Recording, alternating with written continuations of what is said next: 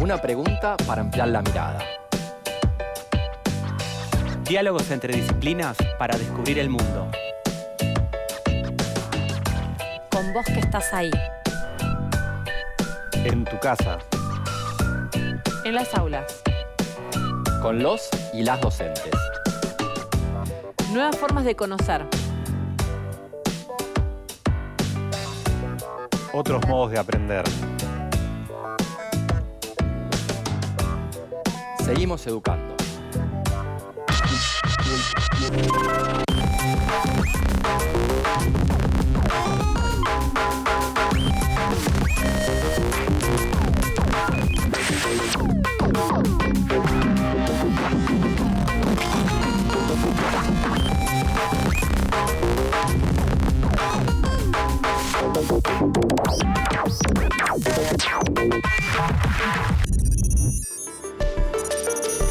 Hoy, junto con Julieta, profesora de Formación Ética y Ciudadana, y Alma, profesora de Artes Visuales, nos preguntamos, ¿cómo representamos el horror?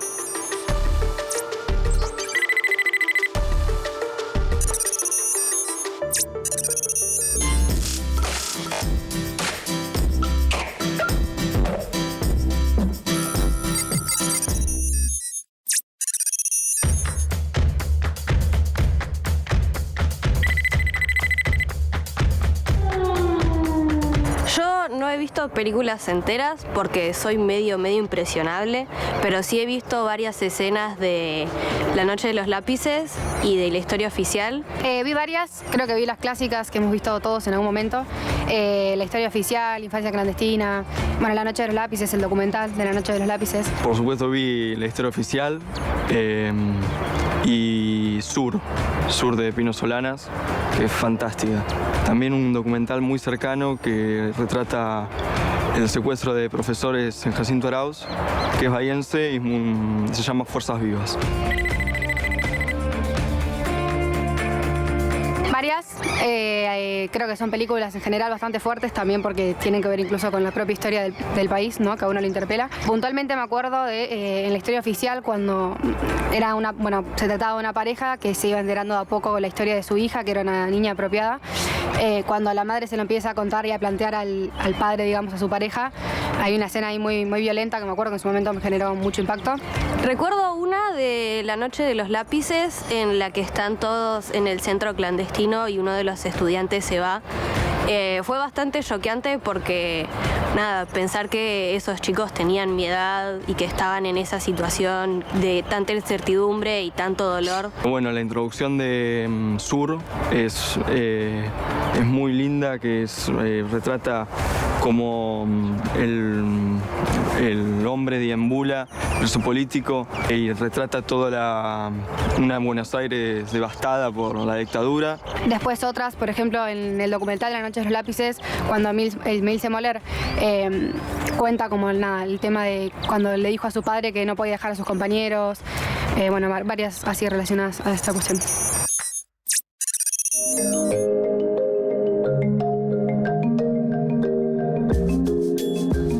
Te invitamos a explorar las formas de representar aquello que nos espanta, nos angustia o nos asusta.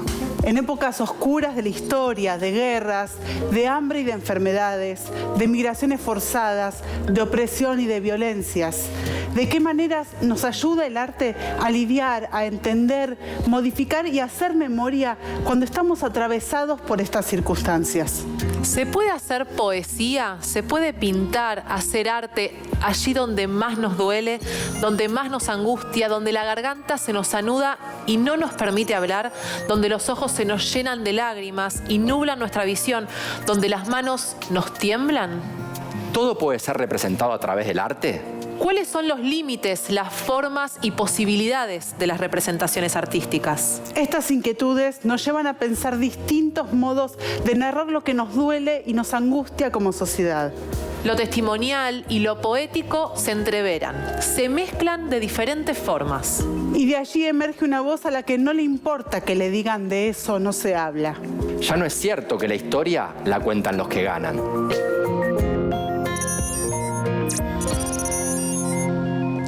Crisis, violencia y revuelta en las calles de Madrid. En 1814, Goya pintó un óleo sobre lienzo sobre los fusilados en la noche del 3 de mayo de 1808 en Madrid.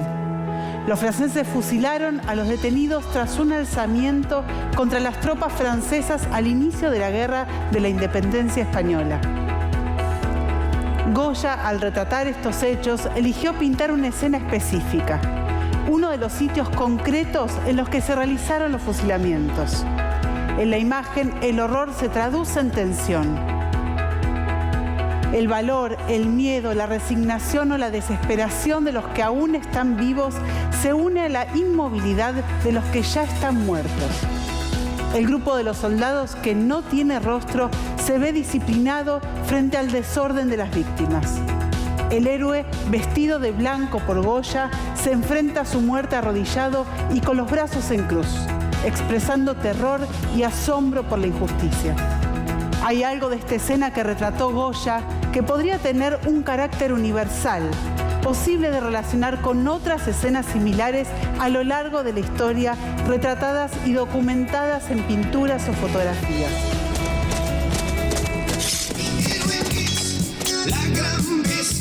Rocambole, el artista gráfico que hacía los artes de tapa de Patricio Rey y sus redonditos de ricota, tomó esa imagen y la transformó de manera tal que nos lleva a preguntarnos cómo persiste la represión a través de los tiempos.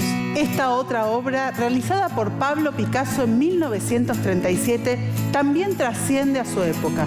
Él pinta al óleo este mural en pleno contexto de la Guerra Civil Española. Sin embargo, podemos observar que no da datos específicos acerca del acontecimiento al que refiere, el bombardeo a la ciudad de Guernica. ¿Qué formas tiene el horror? ¿Cómo puede hacerse visible?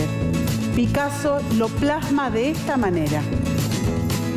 Una luz que no ilumina. Un toro, un caballo herido. Un soldado muerto y varias mujeres. La que se asoma por una ventana y sostiene hacia afuera una lámpara. La madre que grita llevando al hijo muerto. La que entra precipitadamente por la derecha. Y finalmente, la que clama al cielo con los brazos alzados ante una casa en llamas.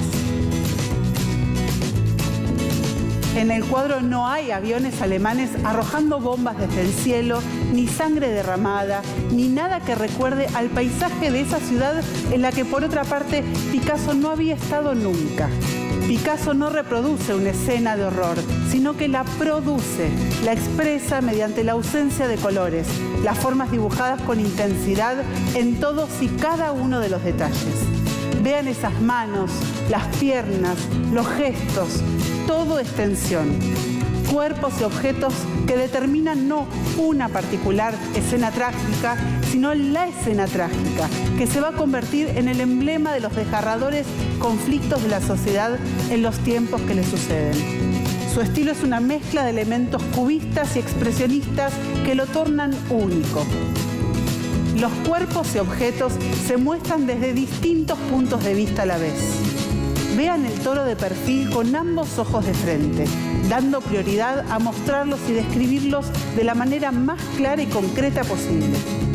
Y también están acentuados y aumentados sus gestos, torsiones de los cuerpos, manos agrandadas, lenguas en punta. Cabe preguntarse qué representa, de dónde deriva su carácter político y cuál es el significado que el pintor le atribuye. La más extendida defiende que se inspira en el contexto histórico de la Guerra Civil Española y un bombardeo a la ciudad que le da nombre. Esa frase que dice Picasso, que me tomó toda la vida aprender a dibujar como un niño, pareció una frase como muy esperable, ¿viste? Como se espera que Picasso diga eso. Me parecía como una frase muy marketinera. Pero realmente lo comprendí viéndolos dibujar. Yo también quisiera dibujar así.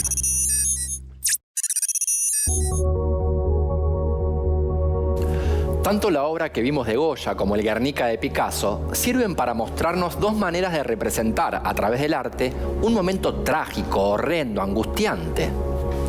Y lo hacen a través de elementos expresivos diferentes. La primera trabaja en una línea casi documental, de reconstrucción del momento y la situación. La segunda sublima la experiencia, la poetiza. En el caso de las artes visuales, las imágenes que vemos nos permiten contrastar de manera simultánea diferentes formas de representar el horror y lo trágico. ¿Qué elementos utiliza cada artista para estas representaciones? Cada uno encuentra distintas maneras de utilizar el lenguaje plástico visual a través de las líneas, las formas, la composición o los colores en el caso de la pintura, para tematizar estas experiencias. ¿Y con qué se relacionan los distintos modos de pintar o representar? Tiene que ver con elecciones personales y al mismo tiempo están relacionados con las búsquedas, definiciones de arte, maneras de pintar y de representar de cada época y lugar. Eso que comúnmente llamamos estilo. ¿Solo en la plástica es posible representar todas estas sensaciones de horror, angustia, dolor? No, por supuesto, en otras disciplinas también vamos a encontrar representaciones del horror, lo trágico y lo violento. Una de ellas es el cine. Las películas nos brindan otras versiones del pasado y son consideradas como memorias relevantes, que reclaman ser tenidas en cuenta a la hora de reconstruir los hechos históricos. Podemos decir que el cine aporta imágenes ficcionadas de aquello que se intentó invisibilizar y disputa sentidos acerca de los acontecimientos. Cuando una directora o director filman una película, lo hacen desde una mirada de época. No pueden escapar del modo en el que se piensa y se siente en la época en la que viven. Cuentan una historia desde la mirada del momento en el que están viviendo. Pero si cuentan algo sobre el pasado o imaginan una película sobre el futuro, también lo van a hacer desde el modo en el que sienten y piensan en ese presente. Entonces, una película futurista de ciencia ficción de los años 60 nos permite ver cómo se imaginaban el futuro en los años 60. Es decir, que incluyan un sentido intrínseco del periodo. Así, cada vez que vemos una película, tenemos una visión irreemplazable de la mirada del mundo de esa época. Las películas son productos culturales que toman elementos del modo de ver el mundo que los rodea y al mismo tiempo también construyen y reproducen diferentes modos de ver el mundo.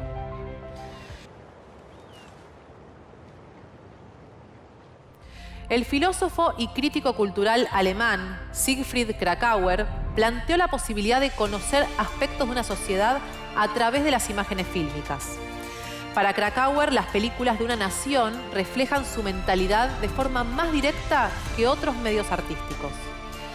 Una película es un montaje, una sucesión de puntos de vista y no una mirada neutral sobre las cosas.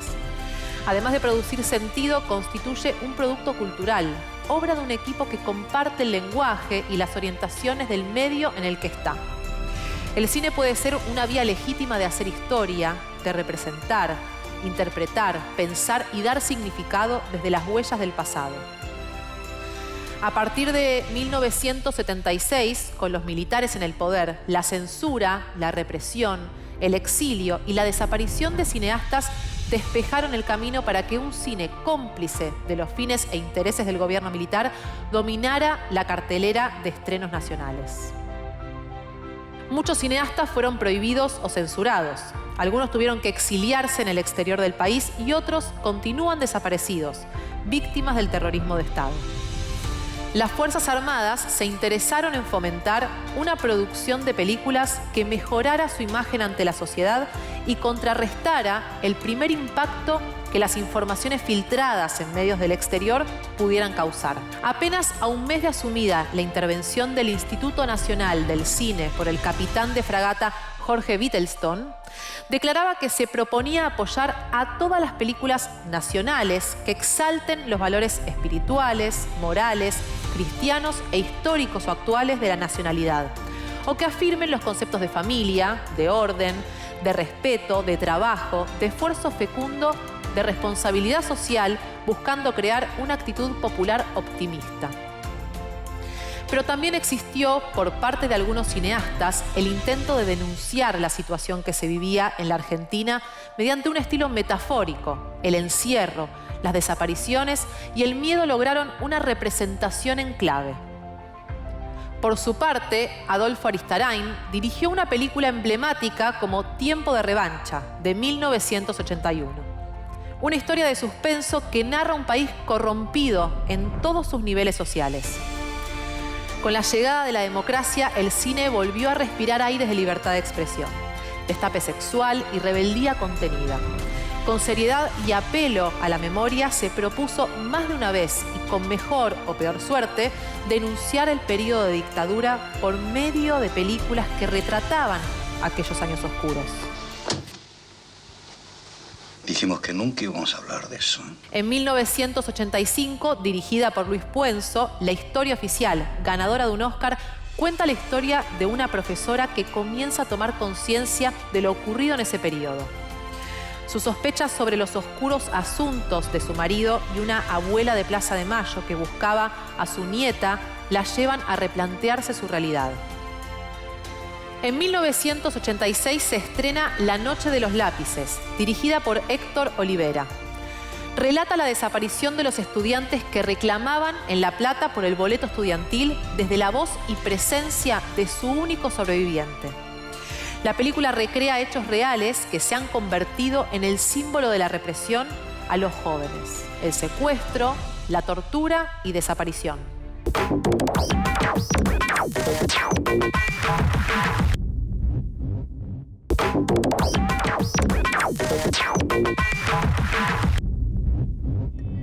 Creo que sería muy atinado preguntarnos ahora sobre otras disciplinas del arte que permiten representar el horror. O narrarlo de una forma más o menos directa, según el autor decida. Un escritor muy famoso, Primo Levi, vivió y narró el horror de los campos de concentración nazis en una trilogía de obras: Si esto es su nombre, La tregua y Los hundidos y los salvados. En los comienzos de Si esto es un hombre, Levi aclara que su testimonio no se ha escrito con el fin de formular nuevas acusaciones, sino que debe ser capaz, más bien, de proporcionar documentación para un estudio sosegado de ciertos aspectos de la mente humana. En Los hundidos y los salvados, el autor confiesa que quienes conocieron a fondo el horror de la Shoah no han sobrevivido. Destruir al hombre es difícil, casi tanto como crearlo. No ha sido fácil, no ha sido breve, pero lo habéis conseguido, alemanes. Henos aquí dóciles bajo vuestras miradas. De nuestra parte, nada tenéis que temer. Ni actos de rebeldía, ni palabras de desafío, ni siquiera una mirada que juzgue. Y a fines de 1956, durante el gobierno de facto que derrocó a Juan Domingo Perón, el periodismo cambió para siempre. Durante la madrugada del 9 al 10 de junio, 9 civiles fueron detenidos y fusilados en un basural de José León Suárez sobre la Ruta 4. Meses después, Rodolfo Walsh oyó en un bar que frecuentaba la primicia que cambiaría su vida: hay un fusilado que vive. Walsh va más allá de construir un relato plagado de condicionales que bien podría haberse titulado Habría un fusilado que vive. Él se compromete, se pone a investigar. Otra vez existen dos caminos, narrativos ahora: la poetización y recuperación de la experiencia personal en Levi y la reconstrucción narrativa de sucesos y acciones que dio nacimiento a la no ficción en Walsh. Tanto Walsh como Levi, Goya y Picasso ofrecen diferentes maneras de pensar lo poético y lo testimonial. Quienes vivieron el horror en carne propia y encuentran maneras de narrarlo se convierten en testigos de la historia. Una historia que nunca está cerrada ni saldada. Es materia viva que se construye a través de los distintos relatos y experiencias personales en un terreno sinuoso, abierto y siempre en disputa. Ejercitar la memoria contra los intentos del poder de hacer callar a los derrotados es una forma de resistencia y de transformación.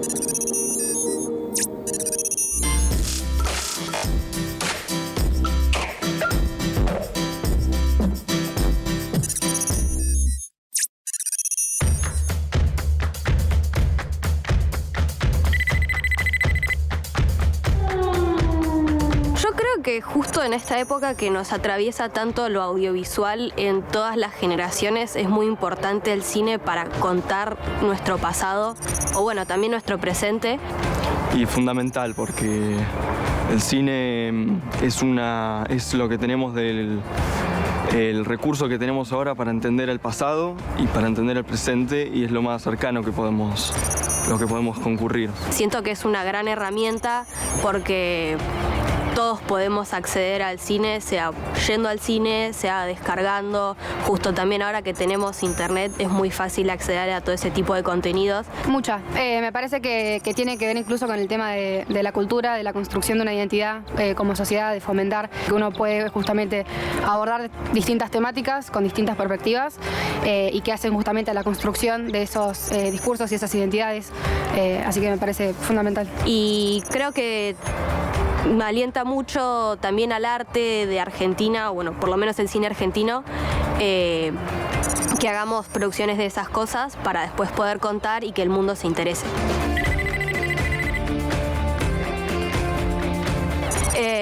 Se me viene a la cabeza el Guernica de Pablo Picasso. Y como el Guernica de Pablo Picasso en cuadros no se me ocurre ninguno más. Es siempre la obra más completa en este sentido y más impresionante en mi criterio. También se me viene a la cabeza el libro El mar y la serpiente, que es también sobre la dictadura y es de una escritora bahiense. Canciones, estaba pensando, que hacen un poco referencia a estas cuestiones. Pienso en no sé, los dinosaurios de Charly García por ahí, y que después se encuentra con los significados de las letras de más grande y es bastante impactante. Así que ahora tengo como el recuerdo de esas canciones, quizás. El cine tiene la capacidad de provocar en los espectadores un mecanismo de edición de aquello que recuerdan y olvidan sobre la dictadura. El papel que juega este arte como fuente de conocimiento histórico es cada vez mayor. Tanto se trate de la historia oficial, de la historia alternativa o de los recuerdos de algunos grupos en particular. Podemos reconocer que en algunos contextos se aprende sobre el pasado a través de películas y no de libros de historia.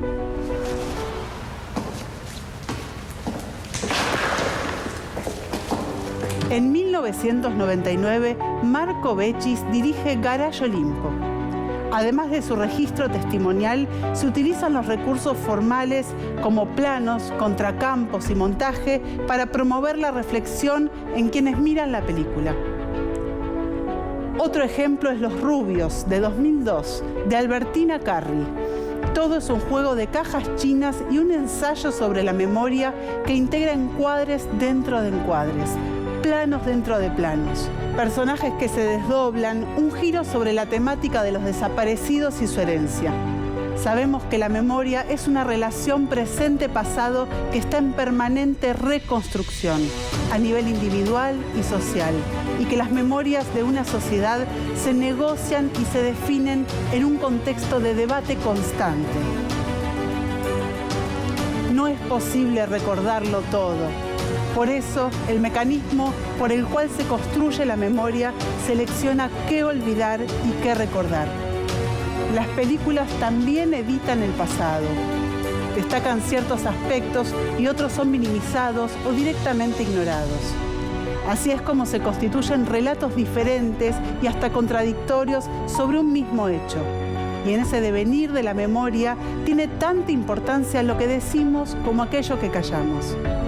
Es tan relevante lo que recordamos como aquello que se olvida.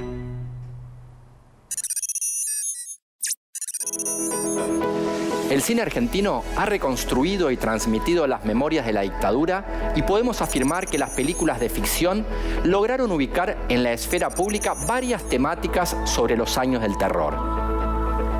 Y parecería que continúa el interés por mirar a la dictadura a través del cine. Quedan aún muchos temas por tocar, otros que necesitan abordarse con una mirada nueva. Las aristas de la complicidad e indiferencia de los civiles, los efectos a largo plazo del terror o las experiencias de quienes sobrevivieron a la tortura y la desaparición. Todavía hay terreno sin explorar sobre cómo fueron afectadas las familias de activistas, cómo el terror moldeó o alteró lo cotidiano, cuáles fueron las vivencias de las personas comunes y de los que todavía dicen los militares no me hicieron nada. Mientras esas memorias sigan insistiendo, tiene sentido pensar que el arte nos traerá nuevas representaciones del pasado sobre las que sustentar el futuro. No se ha dicho todo sobre este pasado. Hay miles de historias que esperan ser escuchadas y contadas.